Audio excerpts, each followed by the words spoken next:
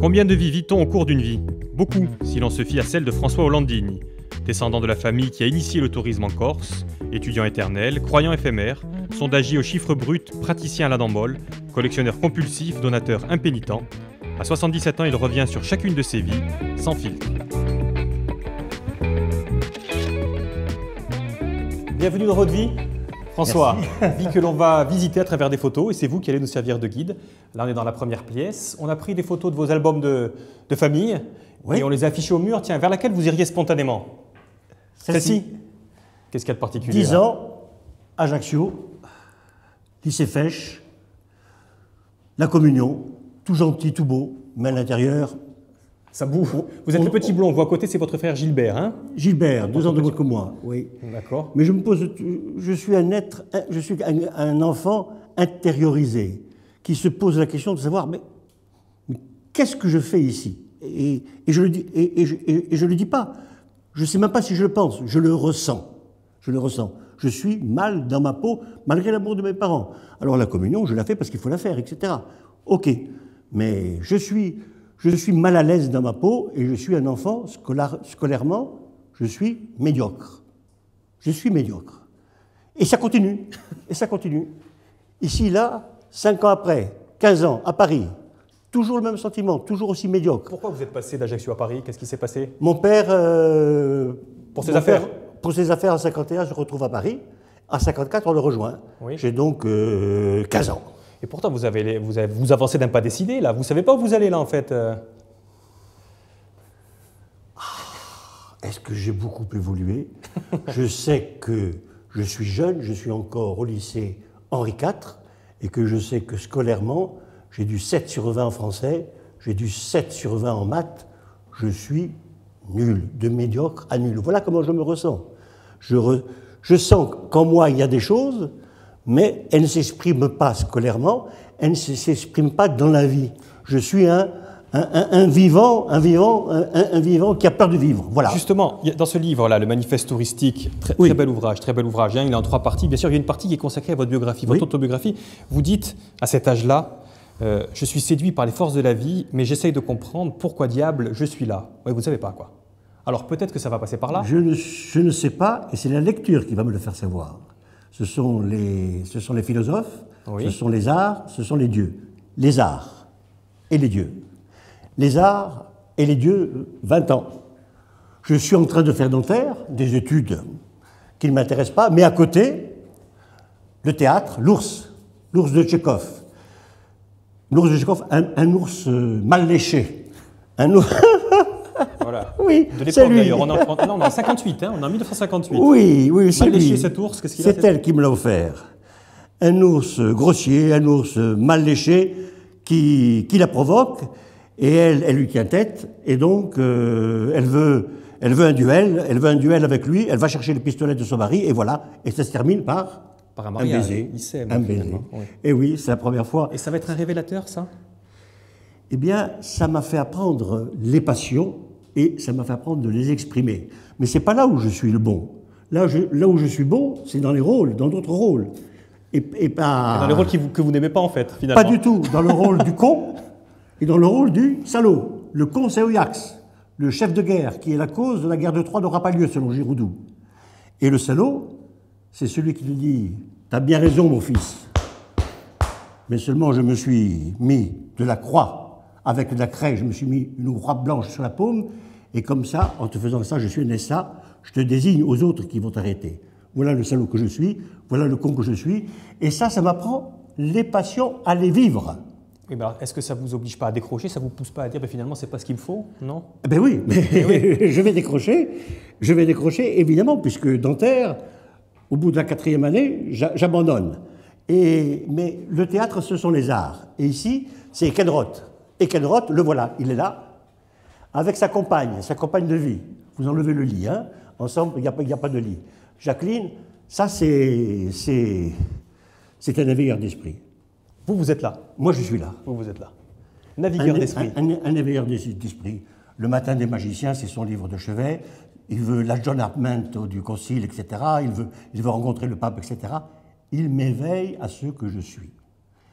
Plus les philosophes, plus Alain, plus les romanciers, plus Sartre, plus Camus, etc. Je vis. Vous vivez et vous étudiez aussi. Et parce j'étudie. qu'à part de 58, justement, vous vous plongez vraiment dans la lecture des philosophes. Vous faites une licence de philosophie. Oui. Et puis, vous n'en avez pas assez. Vous faites une licence de Sociologie et puis une licence d'économie. d'économie. Vous n'en avez jamais assez. Voilà. Et qu'est-ce qui se passe alors après, au bout d'un Je après fais le avoir eu toutes ces maître licences d'internat et ensuite après, parce que ça, j'en ai marre, je vais dans le privé. Et là, lui, il m'appelle. Qui c'est lui? Lui, ben lui, qui c'est lui? C'est mon père. C'est Ouais. Mimi. Mimi, comme il est beau. Oui. Et c'est lui qui me dit, en 70, « Oh, tu n'es pas moine, tu n'es pas Dentiste. dentiste, tu n'es pas Il aurait aimé que professeur, vous soyez dentiste, lui. Hein. Il aurait aimé. tu quand même. travailles dans le privé, viens donc C'est lui qui travailler. vous appelle, en fait. C'est lui qui m'appelle, oui. Parce qu'il est déjà professionnel du tourisme, hein, bien sûr. Hein. Depuis Déjà, longtemps. Voilà, la société existe même Depuis son 1935. père. Hein. À l'époque, en 1935, c'est une société de transport, ça devient vraiment une société de tourisme, grâce à l'impulsion de cet entrepreneur Grâce au à sens de lui. Schumpeter. Qu'est-ce que c'est un entrepreneur au sens de Schumpeter, François? C'est un joueur de poker, Ouais. celui qui à chaque fois mise et gagne, mise et gagne, mise et gagne, mise et perd. Et quand il perd, Il appelle son il fils. recommence. Et alors pourquoi il vous appelle? Il recommence, 68, il m'appelle en 71. Pourquoi il vous appelle? Parce que mon père, c'est un entrepreneur qui va trop vite. Ouais. Il ne perd pas parce qu'il fait faillite, il perd parce qu'il va trop vite. Il va construire un camp de vacances parce que son ami du crédit hôtelier qui est corse, Maurice Taver, lui dit « Vas-y, le crédit, tu l'auras ». Sauf que cet imbécile, il meurt dans un accident de voiture. Plus de Maurice Taver, plus de crédit, plus de banque, la faillite, parce que le camp, il est déjà fait, il est déjà plein. Mon père, il n'attend pas. Mon père, le temps n'existe pas, c'est de suite. Et de suite, on tombe. Et on recommence en 68, et il m'appelle en 71. Pour être un gestionnaire, en fait. Vous vous inscrivez dans les chemins de votre père. Moi, c'est ça. je suis le gestionnaire, et lui, c'est l'entrepreneur. C'est la différence. Vous avez 30 ans et vous partez pour 40 ans de tourisme. Oui. C'est ça, c'est un professionnel du tourisme. Vous allez hériter de sa passion, finalement. On va l'avoir, votre passion, si vous le voulez bien. Mais on va l'avoir d'une autre manière. On va faire sous forme de jeu, si vous le voulez bien. On va jouer un petit peu avec cette carrière. Allez, venez, c'est par là que ça se passe. Le jeu. Oui, oui, viens, viens. Le jeu, je suis pas tellement bon au jeu.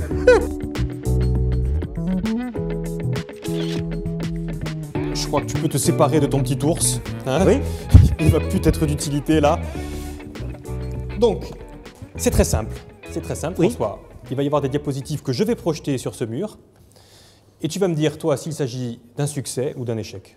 Très simple. Allons-y. Allez, première diapo, c'est celle-là. Ah, c'est un succès. Mon mariage, Marie-Jeanne, moi, Jean-Pierre Ville, mon ami. Voilà, c'est lui qui m'intéresse en fait dans la diapo. Hein. Bon, vous, bien sûr, je suis heureux pour vous. Oui. Mais c'est lui, Jean-Pierre Ville. Qui c'est Jean-Pierre Ville?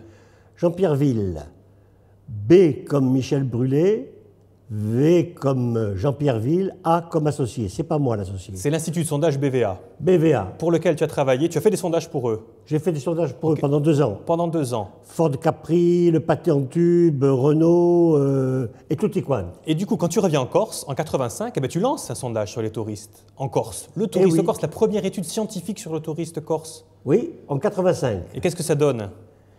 Ah, ça donne des choses étonnantes et qui sont encore vraies aujourd'hui.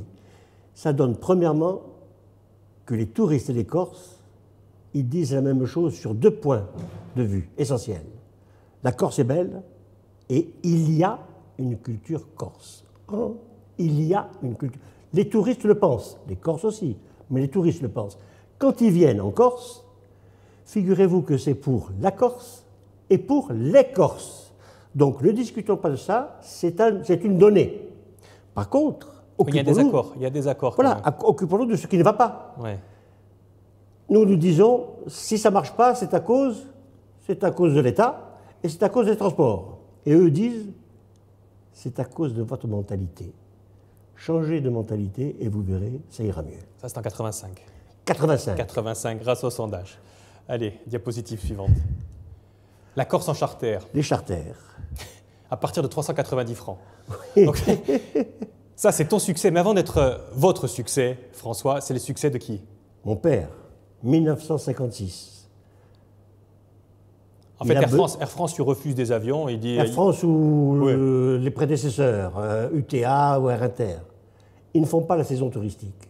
Ils mettent autant de places en janvier qu'en août, un peu plus, allez, disons 2 fois plus, 3 fois plus. Il en faut 5, 6, 7 fois plus, 10 fois plus. Ils ne font pas. Il y a des avions au Luxembourg qui font le béton le week-end. Avion pour hommes d'affaires, le béton en week-end. Il va à Chicago, signer le contrat. Il va prendre ses avions du Luxembourg, les amener à Paris sur la Corse.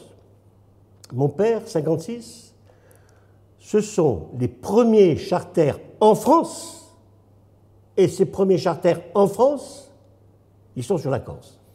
Vous reprenez le flambeau en 89, vous 89. Exactement. C'est ma fierté. Qu'est-ce que ça... Et oui, bien sûr que c'est votre fierté, mais qu'est-ce que ça fait le charter? C'est bon pourquoi? Ça étale la saison, oui.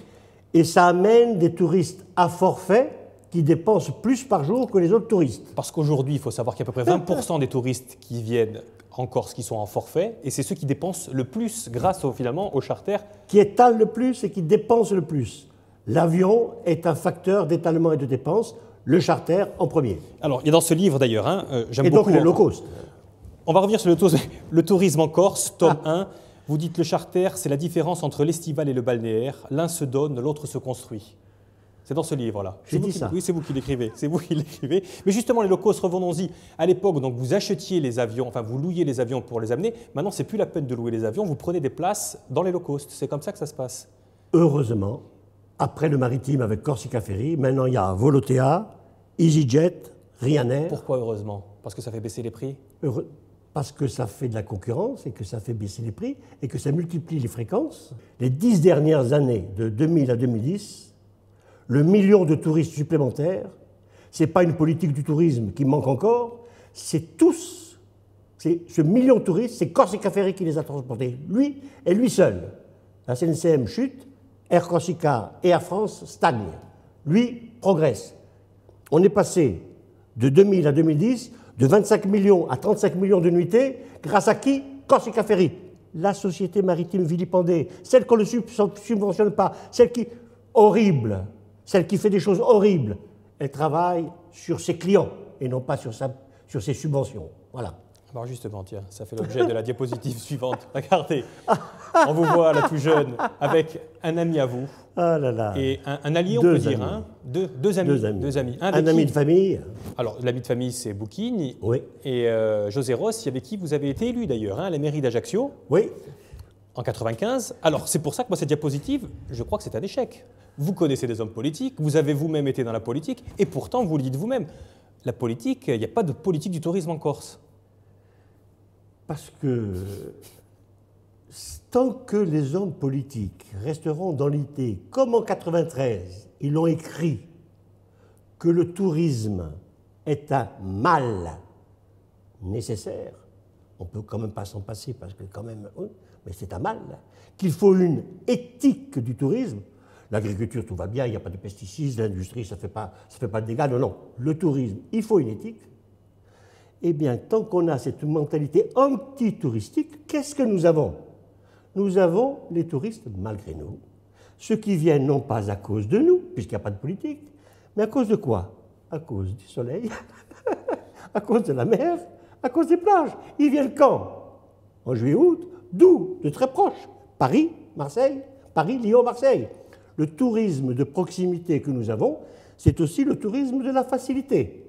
Puisqu'il n'y a pas de politique, nous avons ce qui ne dépend pas de nous, à savoir des touristes, un tourisme estival et non pas balnéaire. D'où mes propos.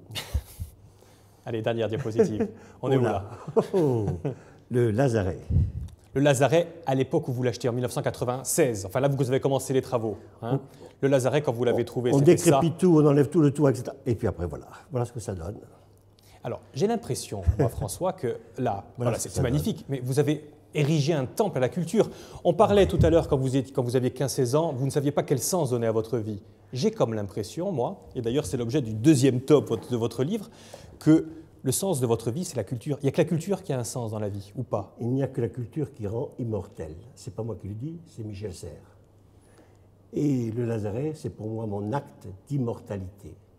Parce que le Lazaret, dans 20 ans, dans 50 ans, dans 100 ans, il sera encore là, il sera une institution publique, Et il y aura des événements qui se passeront. Et le petit curieux se posera la question, Lazaret ou Landini? Au Landini, qui? François, oui. Mais quoi? Le père, Jean. Mais quoi? Le grand-père, Baptiste. Mais quoi? L'entreprise de Landini. Et ainsi, à travers les dons que je fais au musée de la Corse, au musée Fesch, à la Maison Bonaparte, à travers le Lazaret que je veux donner, si une collectivité veut bien l'accepter, à certaines conditions, eh bien c'est l'immortalité que je cherche, l'immortalité qui est celle de qui est-il? Laura. L'immortalité, elle est dans une autre pièce. Si vous voulez bien. Allez, suivez-moi François, venez. Bon, je le reprends. Je le prends.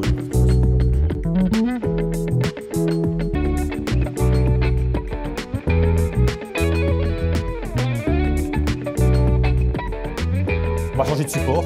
Hein. Désormais, les photos, elles se regardent sur un écran. D'accord. Alors, on va voir si en tant que personnalité publique, tu es plutôt surexposé ou sous-exposé. Oui, sous-exposé, je confirme. On est allé justement sur ton compte Instagram. Alors, c'est le compte du Lazaret. Hein. Toi, sur François Landini, il n'y a rien. Le Lazaret, 30 publications, 212 abonnés. On va prendre une photo au hasard. C'est pas beaucoup, paraît-il. Non, c'est pas beaucoup. Une photo au hasard, celle-ci, tiens, quand tu es avec Amin Malouf pour le Jazz in Ayach. 16 j'aime, simplement, François. Mais quand je suis avec une tortue, j'en ai eu 300. Alors, on va comprendre. Mais effectivement, on est allé sur un moteur de recherche bien connu, on a tapé François Landini, et là, il y a beaucoup plus de choses. Hein. Ah ouais. Comme quoi, sur les réseaux sociaux, il faut y aller. Par contre, les médias, ils viennent à vous, et ils viennent souvent à vous. La preuve en image? Allez, on regarde ce que ça donne. Si depuis les années 70, les donateurs sont moins nombreux, ces dernières années, des dons significatifs ont toutefois été effectués. Actuellement, il y a eu peut-être un grand retour des donateurs ajacciens et le fait d'avoir ouvert un département de peinture corse, ça a motivé comme des gens comme François et Marie-Jeanne Landini ou les frères Bassoul qui nous ont donné tout un fonds très important de peinture et dessin corse. Eh oui, vous vous êtes mis à donner beaucoup, pas mécène, donateur. Donateur, oui, c'est lui qui le dit. 2007-2009, j'en ai donné, 2015, j'en ai donné 110. Je suis le deuxième plus grand donateur du musée Palais Fesch, après le cardinal. Bon, d'accord. Lui, il était à 1200. Vous le reconnaissez, lui c'est mécène justement, le conseiller d'Auguste. Ah, ben voilà. Et pourquoi il est éternel?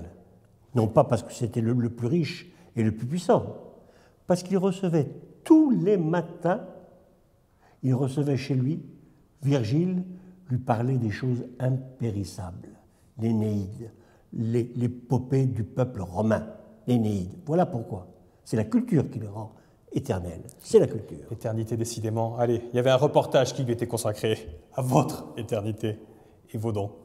À la maison Bonaparte, les conservateurs sont aujourd'hui comblés. Cette commode empire reprend sa place d'origine dans la chambre dite de l'alcôve où Bonaparte a dormi lors de son bref séjour de retour de la campagne d'Égypte en 1799. Il y a une commode et il y a à côté un petit écriteau, la commode de François Landini. Par cette commode, je vais vivre éternellement comme cette commode lui-même. La culture rend éternelle. Ah bon, mais voilà. Je me répète. On n'est jamais mieux servi que par soi-même. Alors, vous donnez pas pour rien finalement, vous donnez pour être éternel, François. C'est pas un don désintéressé. La raison vient après. Je donne d'instinct. D'instinct. Au Palais Fesch, il y a ce Philippe Costamagne qui me dit « J'ouvre le musée Fesch et je fais une exposition permanente de la peinture corse. » La première fois que je dis permanente de la peinture corse. Première fois que ça. Et je lui dis à l'instant, dans le cours de la conversation comme ça, ma collection la tienne. Je ne réfléchis pas. Ma collection, je triche un peu, j'en donne que 50 au lieu de 100. Mais après, 2 ans après, je donne les 50 autres. D'instinct. La commode. Un ami me dit, Jean-Pierre Commun, il est là. Il est là. Il fallait le voir. Elle la regardait. Il la regardait de partout. D'en haut, d'en bas, de dessous, les tiroirs. Tout ça. Et pourquoi il ne la prend pas? Il n'a pas d'argent. Qu'il la prenne. Je ne sais pas. Je n'ai pas dit combien ça coûte. Qu'il la prenne. Et vous allez continuer de donner comme ça encore? Le Lazaret maintenant. Mais ça, c'est plus difficile. Parce que Lazaret, maintenant, ma femme commence à dire, ça suffit. Ça suffit de donner pour rien. Donc, elle a raison. Bon, donc, mais, oui. Eh bien justement, l'avenir, vous en parlez un petit peu, mais l'avenir, figurez-vous que nous, il y a quelqu'un qui se charge de votre avenir, de l'imaginer, votre avenir. Il s'appelle Vincent Istria, il imaginait votre futur. Regardez plutôt ce que ça donne, votre futur. Eh bien ça, plutôt, j'aimerais bien voir. C'est ça. Après avoir surpris tout le monde en remportant les élections présidentielles de 2017, François Hollande décide de créer une Pardon ? Ah, c'est pas lui ! Mais... Ah ! Enfin, reconnaissez qu'à 3 lettres près, je tombais juste. Bon. Dans le futur, François Hollandini s'occupe toujours de son lazaret, qui s'est agrandi pour accueillir toujours plus de conférences et d'expositions. Il faut dire que les centaines d'universitaires et de visiteurs qui s'y succèdent tous les jours ont fini par s'y sentir tellement à l'aise qu'ils s'y sont presque installés. À longueur de journée, ils débattent, créent et échangent sur divers sujets tels que la philosophie et la société, parfois de façon houleuse. Non, il a pas honte, lui, franchement. Il a pas honte, il ferait mieux de rester caché. Néanmoins, difficile de déterminer ce qui crée le plus d'agitation entre ça et les rencontres touristes et insulaires que le maître des lieux tient absolument à organiser, en dépit des consignes de sécurité émises par les pouvoirs publics. Sa collection d'œuvres d'art immergées dans son musée sous-marin et sa maison envahie par des intellectuels, François finit par se dire qu'il est peut-être temps de s'en aller vers d'autres horizons. C'est ainsi qu'il choisit de se consacrer pleinement à ses façons préférées de perdre son temps, les collections farfelues et les études. Depuis quelques années, François Hollandini a donc terminé de nombreux cursus universitaires, comme par exemple un master de sciences politiques, un doctorat de sciences de l'aérodynamique, un BTS de gestion et technologie de l'industrie du bowling, une sauture nord de Vauvinam, un conservatoire de cornemuse, un double master en gestion des technologies boulangères. Et aux dernières nouvelles, il apprendrait à jongler. Tout ça en parallèle de ses collections de soldats de plomb, de livres anciens, De rongeurs empaillés, de vêtements portés par des célébrités, de pop, de dés à coudre. Bien sûr, François Hollandini prend toujours plaisir à retourner au lazaret. Ainsi, il arrive parfois que les plus jeunes visiteurs demandent avec intérêt qui donc est ce monsieur en bleu de Chine qui se comporte presque comme s'il était chez lui. C'est ça l'avenir, étranger en sa propre maison, François? Je prends. C'est vrai? Les collections, les diplômes, vous reprenez tout? Je sais déjà les diplômes, je ne vais pas recommencer. Encore plus là, apparemment. C'est mon passé, ça. Sérieusement, le lazaret, vous allez le donner aussi? Étranger en sa propre maison? Oui, de mon vivant, si ça marche, ça s'appelle une donation avec charge. C'est prévu par votre testament d'ailleurs, hein? Ça serait un legs, le testament, oui. Mais je préfère un don, à savoir que ça se fasse pendant mon vivant. D'accord. Et dites-moi, François, justement, ça me fait penser à quelque chose. Regardez, quand je vous montre ça, tiens. Ça, c'est le château de la Punta. Oui, château de la Punta. Un bien public qui se meurt. Il faut... C'était 8 petits milliards, je ne sais même plus, oui, je crois que c'était des francs ou des euros. Ils n'ont pas l'argent. L'État ne peut pas être le pourvoyeur de tout, y compris de la culture. Elle ne peut pas tout faire. L'État a besoin de tout ce qui est privé, à savoir comment on appelle ça, ceux qui ont des fondations. Oui. C'est ce qui se passe dans la culture anglo-saxonne. L'argent privé n'est pas un argent, je dirais, volé, il est un argent gagné, et cet argent gagné, il peut aller au-delà des intérêts privés, il peut aller au public, servir le public. Je le prouve, je suis obligé de rien. Si je veux, je ferme. Pourquoi je le fais? Pour des raisons complexes, surdéterminées.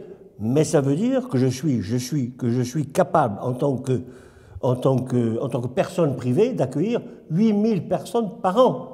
Et je suis capable ensuite, et c'est pas facile à voir ça avec son épouse, qui a des enfants, qui ont des enfants, des petits-enfants, d'enlever ce lazaret de la succession pour qu'il redevienne un bien public à certaines conditions. Et justement, ces conditions, c'est qu'il ne soit pas fermé ou que ça ne devienne pas une demeure pour des fonctionnaires. Et les conditions, c'est qu'il reste un lieu culturel où il se passe des événements. C'est oui, tu prends, c'est non, tu prends pas, je vends. Bon, ça sera le mot de la fin. On va faire le geste de la fin. Aujourd'hui, pour toucher l'immortalité, il y a une façon des jeunes. C'est le selfie. Tu connais le selfie ou pas? Non. Alors, je ne sais pas ce que c'est. Qu'est-ce que c'est? C'est très simple. Tu te laisses guider. Tu te mets contre moi. Tu souris. Tu vois. Et tu voilà. Ah oui. Il y a même une perche, je crois. Oui, mais nous, la perche, on n'a pas. La production, on n'a pas la perche. Ah bon? Alors là, par contre, la photo, tu vas le retrouver sur nos réseaux sociaux, parce que nous, il y a plus de monde que toi. Tu verras. C'est comme ça que ça se passe. Quoi qu'il en soit, c'était un plaisir, François. L'avenir immédiat, quand même, on le dit, hein, c'est le musée sous-marin. Oui, Marc Petit. dans 2 ans, j'espère. Et on se reverra à cette occasion. Ouais, je te fais une bise, ça a été un plaisir. Merci. Merci pour tout, François. Ciao, ciao, ciao. Ciao.